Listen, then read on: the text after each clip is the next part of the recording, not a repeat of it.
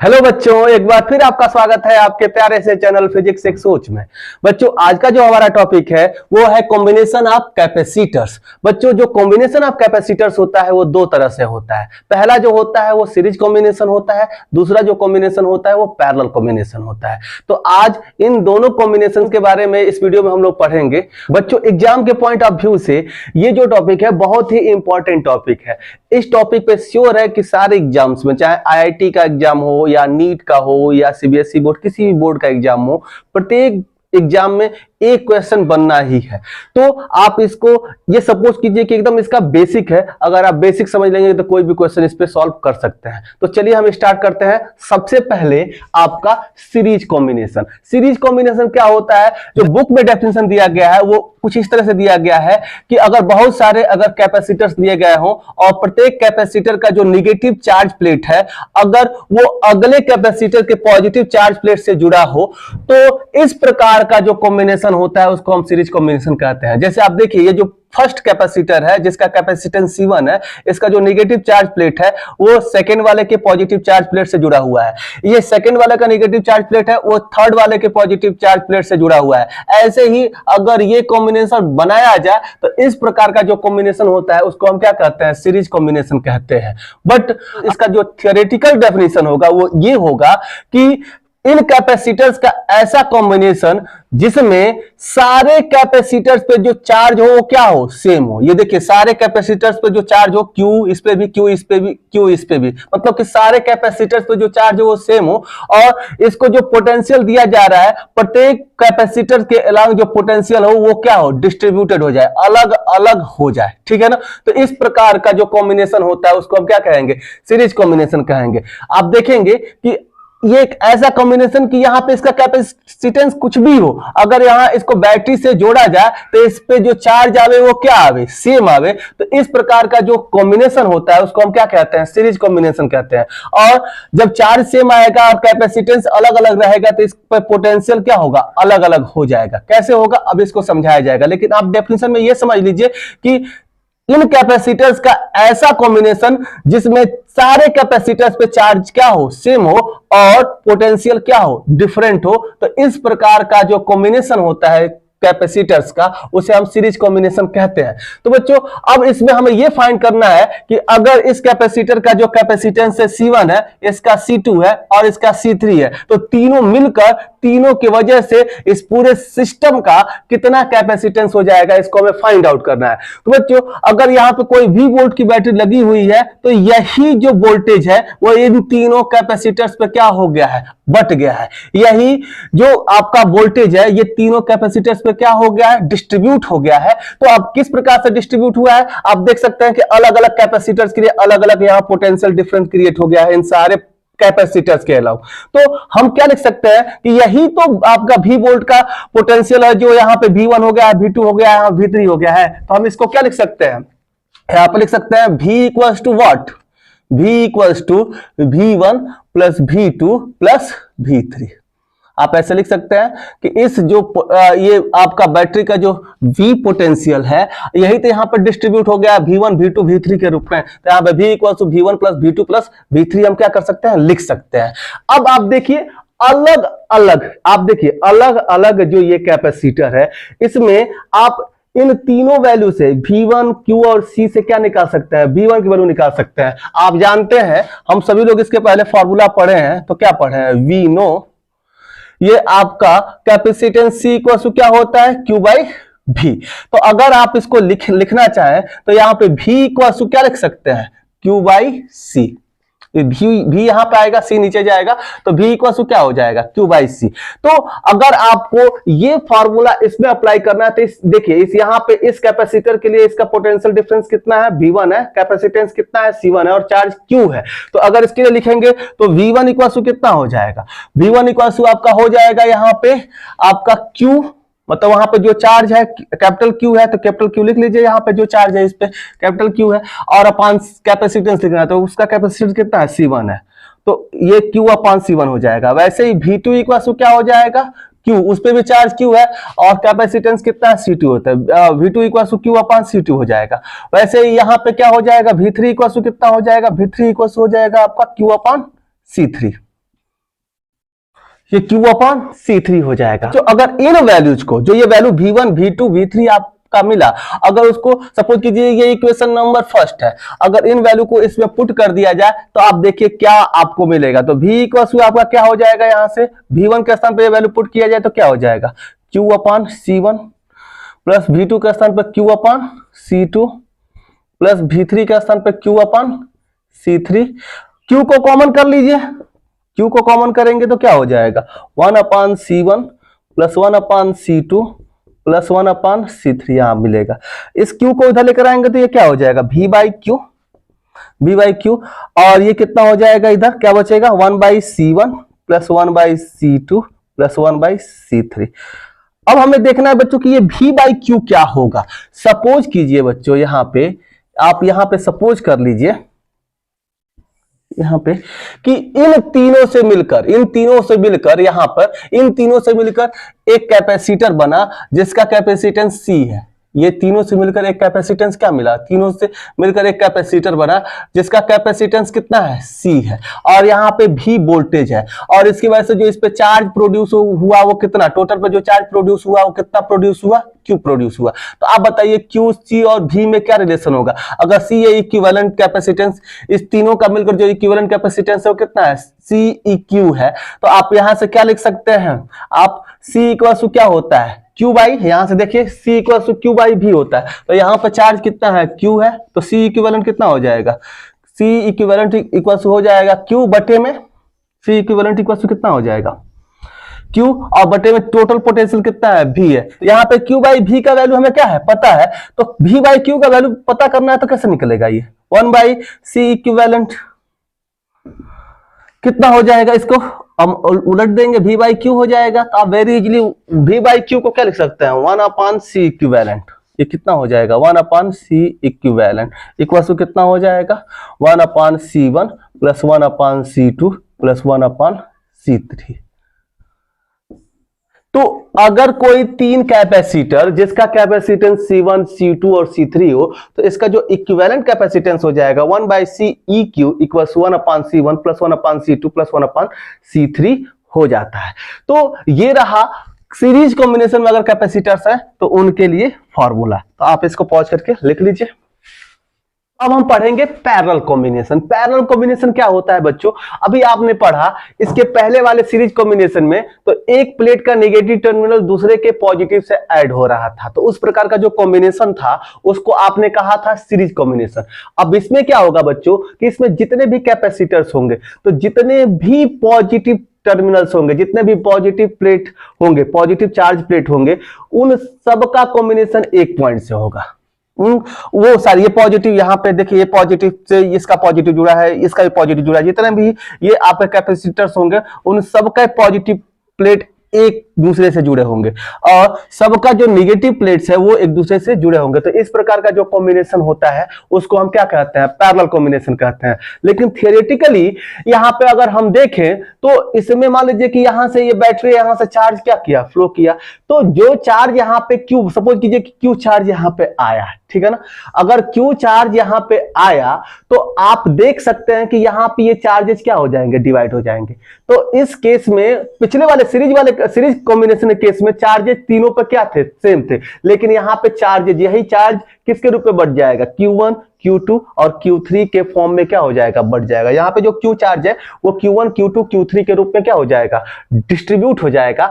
But ये जो potential होगा बच्चों ना, सारे कैपेसिटर के अलोंग जो पोटेंशियल होगा वो क्या होगा, सेम होता है। तो आप कह सकते हैं कि सीरीज कॉम्बिनेशन एक ऐसा कॉम्बिनेशन होता है कैपेसिटर्स का जिसमें प्रत्येक कैपेसिटर के अलोंग जो पोटेंशियल होता है वो क्या होता है, सेम होता है, लेकिन उन कैपेसिटर्स तो जो चार्जेस जाते हैं वो क्या होते हैं, अलग अलग होते हैं, अगर उनका कैपेसिटेंस क्या हो, अलग अलग हो। तो अगर बच्चों अगर पोटेंशियल यहाँ पे भी है, अगर ये C1, C2, C3 ना रहे, अगर सब ये भी C रहे, ये भी 2 फैरेड है, ये भी 2 फैरेड है, ये भी 2 फैरेड है, तो सब पे जो चार्ज जाएगा वो भी सेम जाएगा। लेकिन अगर ये कैपेसिटेंस अलग अलग है तो जो चार्ज होगा वो क्या हो जाएगा, अलग अलग हो जाएगा। सपोज कीजिए कि अगर यहाँ 6 कूलम का चार्ज गया, ठीक है, तो अगर ये कैपेसिटेंस अलग अलग है तो चार्जेस क्या हो जाएंगे, अलग अलग हो सकता है। यहाँ पे 1 कूलम का चार्ज हो सकता है, यहाँ पे 2 का, यहाँ पे 3 का, जोड़ेंगे तो यहाँ पे 6 आएगा। लेकिन अगर ये सब सेम हो जाते हैं तो इस पे जो कैपेसिटेंस आएगा वो कितने का हो जाएगा, 2 कूलम का। इस पे जो चार्ज होगा वो कितने का हो जाएगा, इस पे 2 कूलम का चार्ज होगा, यहाँ पर भी 2, यहाँ पर भी 2। कब ये होगा, जब ये तीनों पर कैपेसिटेंस क्या होंगे, सेम होंगे। तो अगर सेम नहीं है तो सब पे जो चार्जेज होंगे वो क्या होंगे, डिफरेंट होंगे, ठीक है ना, यही चार्ज बढ़ जाता है, ठीक है। तो ये चार्ज बटा है, तो यहाँ पे चार्जेस कितने, Q1 Q2 Q3 हो गया। तो ऑन द होल आप ये कह सकते हैं कि पैरेलल कॉम्बिनेशन क्या है, इस कैपेसिटर्स का एक ऐसा कॉम्बिनेशन जिसमें प्रत्येक कैपेसिटर के अलावा जो पोटेंशियल हो वो क्या हो, सेम हो, लेकिन चार्जेस क्या हो, अलग अलग हो। तो इस प्रकार का जो कॉम्बिनेशन होता है उसे हम क्या कहते हैं, पैरेलल कॉम्बिनेशन ऑफ कैपेसिटर्स। बच्चों इसमें इक्विवेलेंट कैपेसिटेंस कितना होगा, चलिए इसको फाइंड आउट कर लिया जाए। आप देखिए बच्चों यहाँ Q चार्ज है, यही Q चार्ज डिवाइड हो गया, यहाँ पे डिस्ट्रीब्यूट हो गया Q1 Q2 Q3 के फॉर्म में। तो यहाँ पे टोटल Q को हम क्या लिख सकते हैं, Q1 plus Q2 plus Q3, इस तरह से हम लिख सकते हैं। बच्चों अभी आपको फॉर्मूला बताया गया, तो यहाँ पे जो कैपेसिटेंस इक्वल होता है Q बाई V, तो ये तो आपको पता ही था। और यहां से चार्ज Q इक्वल क्या लिख सकते हैं, C इंटू भी लिख सकते हैं। एक्चुअली आपको यही बताया गया था ना कि किसी कैपेसिटर में जो चार्ज स्टोर होता है वो डायरेक्टली प्रोपोर्शनल टू क्या होता है, पोटेंशियल। तो Q इक्वल क्या हो जाता है, एक कांस्टेंट लगता है C भी, तो Q इक्वल एक्चुअली यही आपका फॉर्मूला होता है, Q इक्वल C भी, जो कि आप यहाँ पे देख रहे हैं। तो आप यहां से अगर लिखना चाहें तो इन सारे चार्जेस को आप लिख सकते हैं, Q1 चार्ज कितना होगा, Q2 कितना होगा, Q3 कितना होगा। बच्चों अगर इस फार्मूले से अगर आपको इसका चार्ज लिखना हो इस सिस्टम का, तो आप देखिए यहाँ पे चार्ज कितना है, Q1 है, कैपेसिटेंस C1 है, और पोटेंशियल कितना है, पोटेंशियल डिफरेंस V है। तो आप यहाँ पे Q1 क्या लिख सकते हैं, यहाँ पे अगर आप Q1 लिखना चाहें तो Q1 की वैल्यू क्या हो जाएगी, इससे आप देखिए यहाँ पे कैपेसिटेंस C1 है तो C1 इंटू भी हो जाएगा। वैसे ही Q2 कितना हो जाएगा, अब दूसरे वाले में, इस वाले सिस्टम में यहाँ पे Q2 है, यहाँ पे C2 है, यहाँ पे V है, तो Q2 इक्वल क्या हो जाएगा, C2 इंटू V। इसमें क्या हो जाएगा Q3, ऐसे ही अगर आपको लिखना है तो Q3 इक्वल क्या हो जाएगा, C3 इंटू V हो जाएगा। तो C3 इंटू अगर आप यहाँ पे भी लिख दें, अब इन सारे वैल्यूज को इस इक्वेशन नंबर 1 में पुट करते हैं, इसको इक्वेशन नंबर 1 मान लीजिए, और इसमें इन सारे वैल्यूज को क्या करें, पुट करें, तो Q इक्वल कितना हो जाएगा, Q इक्वल टू आप यहां से लिख सकते हैं, Q1 के स्थान पे आप क्या लिख सकते हैं, C1 इंटू भी, Q2 के स्थान पे C2 इंटू बी, Q3 के स्थान पे C3 इंटू बी हो जाएगा। भी कॉमन कर लीजिए, अगर यहाँ पे आप भी कॉमन कर लेंगे तो यहाँ क्या बचेगा, C1 plus C2 plus C3, भी को इधर लेकर चले आइए, तो Q अपॉन भी इक्वल क्या हो जाएगा, C1 plus C2 plus C3 हो जाएगा आपका। अब आप देखिए यहां से अगर आप इस फॉर्मूले का यूज करें तो Q बाई भी इक्वल क्या हो सकता है, Q बाई भी इक्वल्स टू, अगर यहाँ पे देखिए टोटल चार्ज आ ही गया है, टोटल चार्ज Q है और टोटल पोटेंशियल भी है, तो अगर यहां से हम लिखना चाहें तो ये Q बाई भी, चलिए यहां पे हम लिख लेते हैं Q बाई भी इक्वल क्या हो जाएगा, इस फॉर्मूले से Q बाई भी इक्वल यहाँ पे C है, तो अगर आपका टोटल यहाँ पे चार्ज Q है, टोटल पोटेंशियल भी है, तो आपका Q बाई भी क्या बता रहा है, इन तीनों से मिलकर जितना भी इक्विवेलेंट कैपेसिटेंस CEQ होगा उसको बता रहा है। मतलब इन तीनों कैपेसिटर का जो इक्विवेलेंट कैपेसिटेंस होगा उसको ये बता रहा है Q बाई भी। तो आप Q बाई भी के स्थान पर हम क्या लिख सकते हैं, C इक्विवेलेंट। तो आप यहीं पर लिख लीजिए, ये C इक्विवेलेंट कितना हो जाएगा, C इक्विवेलेंट आपका हो जाएगा C1 plus C2 plus C3। तो अगर आपके तीन या जितने भी 2 3 4 5 जितने भी आपके कैपेसिटर्स हो और पैरेलल कॉम्बिनेशन में है, तो उसका इक्विवेलेंट कैपेसिटेंस कितना हो जाएगा, जितने भी कैपेसिटर्स हैं उन सारे के कैपेसिटेंस को क्या कर दीजिए, जोड़ दीजिए। अलजेब्रिक सम ही होता है क्या, इक्विवेलेंट कैपेसिटेंस। तो आपने देखा कि यहां पे जो इक्विवेलेंट कैपेसिटेंस आ रहा है पैरेलल कॉम्बिनेशन में, इन सारे कैपेसिटेंस का क्या हो रहा है, सम हो रहा है। तो अगर कहा जाए आपसे, इस पे बहुत सारे क्वेश्चंस बनते हैं, कैसे क्वेश्चंस बनते हैं उसको हम देख लेते हैं।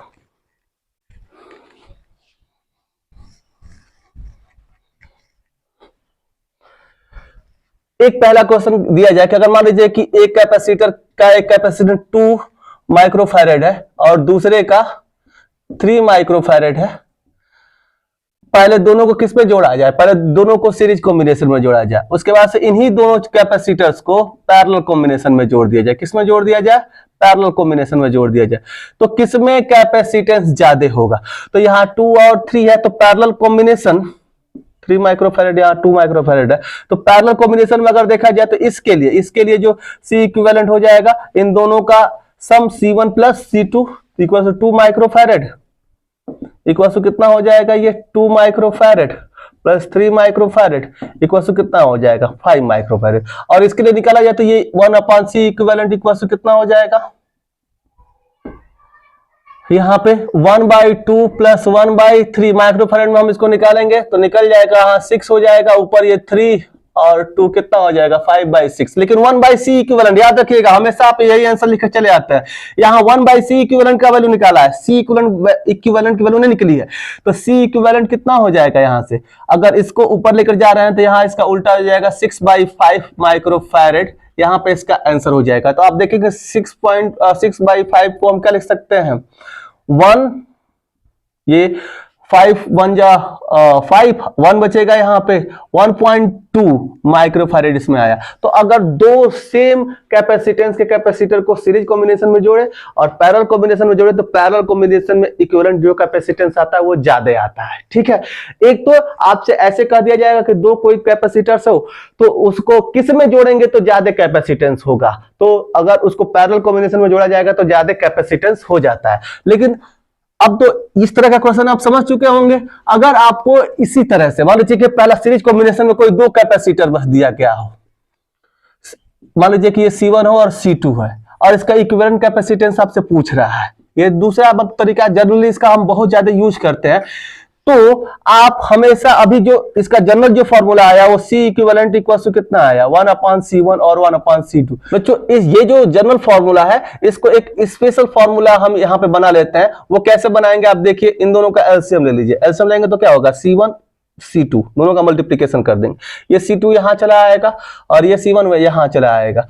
तो अगर इसको ऊपर लिखना है तो आप इसको क्या लिखेंगे, C इक्विवेलेंट की वैल्यू डायरेक्ट निकाल लीजिए। अब क्या होगा, इस नीचे है, इसको ऊपर लेकर गए और 1 को नीचे लेकर आए तो ये क्या हो जाएगा, ये ऊपर चला जाएगा C1 C2 और अपान में कितना हो जाएगा C, अब इसको C1 प्लस C2 लिख सकते हैं, C2 प्लस C1 को, तो आप C इक्विवेलेंट को क्या लिख सकते हैं, C1 C2 अपान C1 प्लस C2।